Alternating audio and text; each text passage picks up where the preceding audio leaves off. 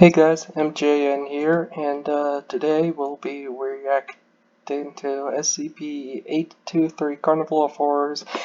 I already know the whole story of this SCP, but I just like the animation these guys do. I don't know why, it's simple. The animation is simple, and that's what I like about it. So yeah, let's get into this. Also, check out the original before watching this one, and like and subscribe, all that jazz, blah blah blah blah blah. Let's go.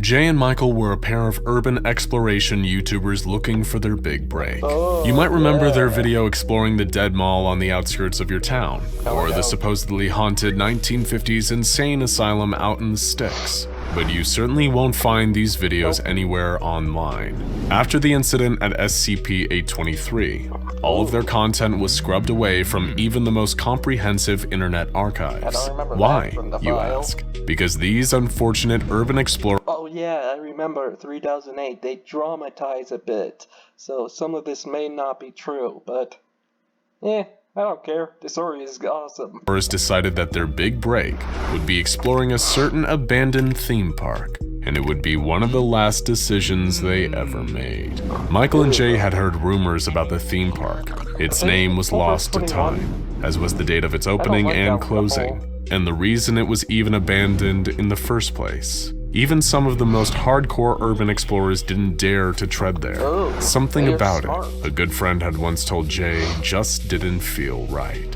Sometimes if you dare to venture into the forest near the theme park at night, you can still hear music. The jolly, piping tunes of rides and carnival stands still beckoning, as if to say, we're still here, come and play. Of course, none of this frightened Jay and Michael. They could already smell the sponsorships from headlamp and compact camera companies. No amount of anxiety would stop them from making their doomed trip to the so-called Carnival of Horrors. It's a terrible shame.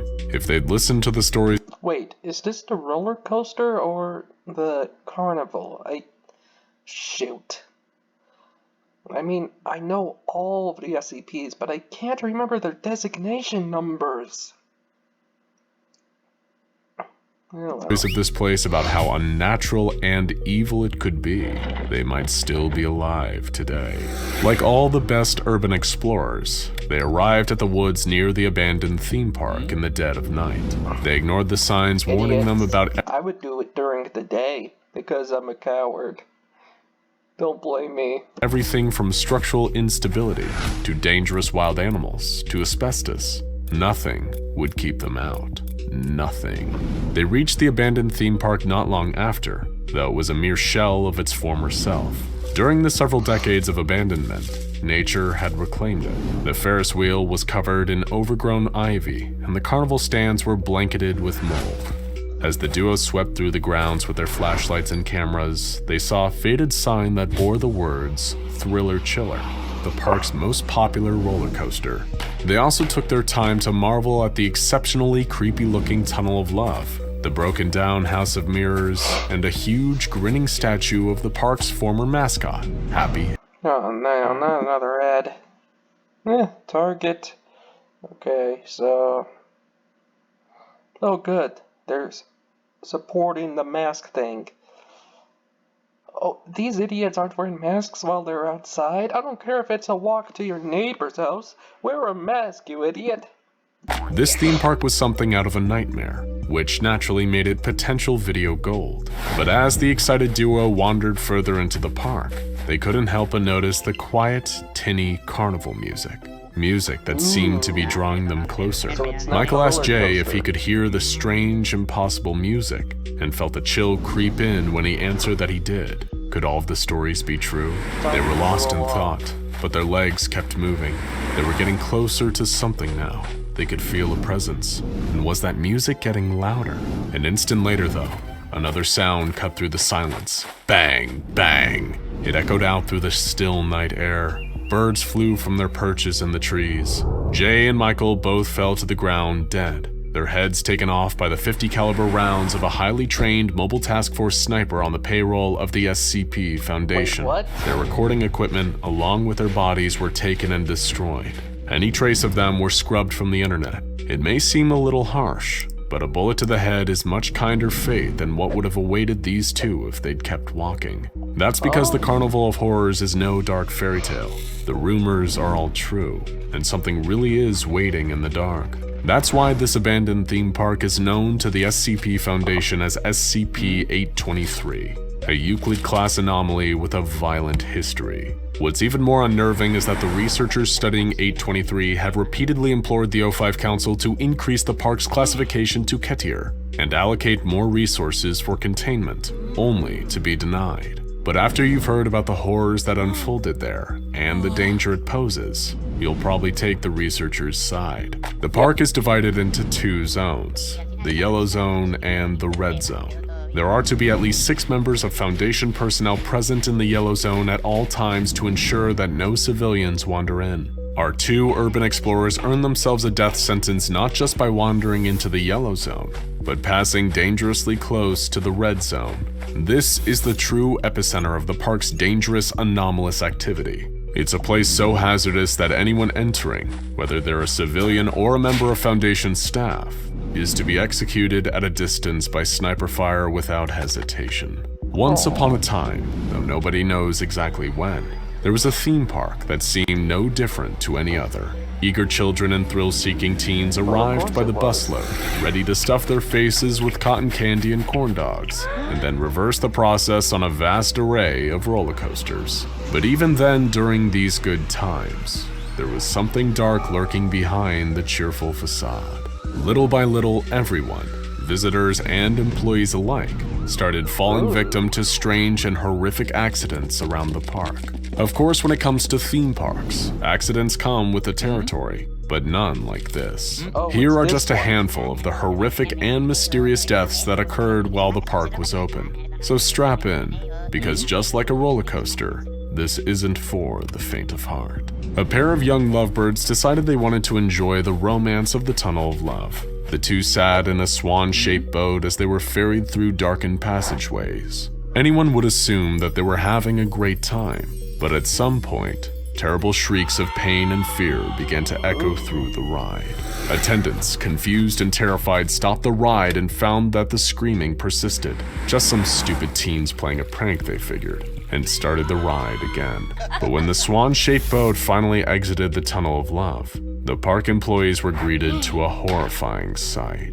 The 2 teens dead, their bodies somehow fused together at multiple points. Another unlucky customer met a gruesome fate inside the House of Mirrors. They entered, but while inside, they were stalked by a mysterious, carnivorous humanoid entity known as Subject 79. The customer was pursued and eventually caught by Subject 79 and brutally dismembered. Some parts of the body were fused to the House of Mirrors interior, while others, like the right arm, were never found. The customer actually survived their ordeal, and whether that's a happy ending is up to you. But it wasn't just the customers at the park who were in danger. A 23-year-old park employee working a summer job collapsed while entertaining children dressed as the park's cheerful mascot, Happy Hippo. It wasn't uncommon for people to get overheated and collapse in the heavy suits on hot days. But one thing was different here.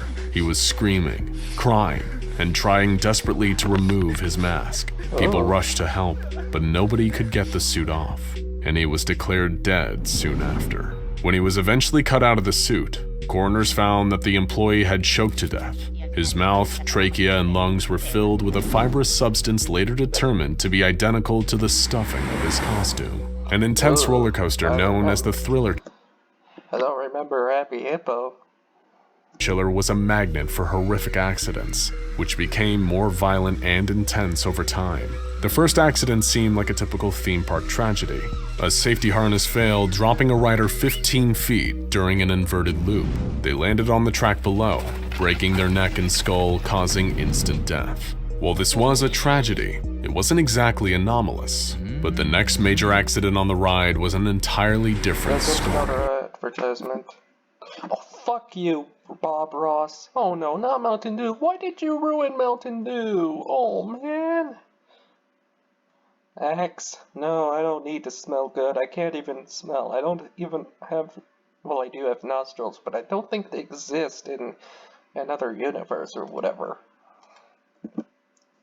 This time, 15 people met with disaster while riding the Thriller Chiller roller coaster. Starting from the front and moving back one car at a time, each group of riders was decapitated by blunt force trauma. A new pair of decapitations appeared to happen at every turn and loop on the ride. Forensic scientists still have no idea how this could have possibly occurred. Despite all of these disasters, the park was only finally abandoned after a day known as Bloody Sunday, when the anomalous powers of the location reached a 20-year peak. It's believed that 231 people were killed during the carnage of that day, and another 7 were horribly maimed. The SCP Foundation contained the Carnival of Horrors not long after, but the mysterious deaths didn't even end there. Foundation Mobile Task Force Row 71, also known as the Origami Toads, were sent in to assess containment procedures and discover the source of all the anomalous deaths. They were unsuccessful though, and instead they merely added to the list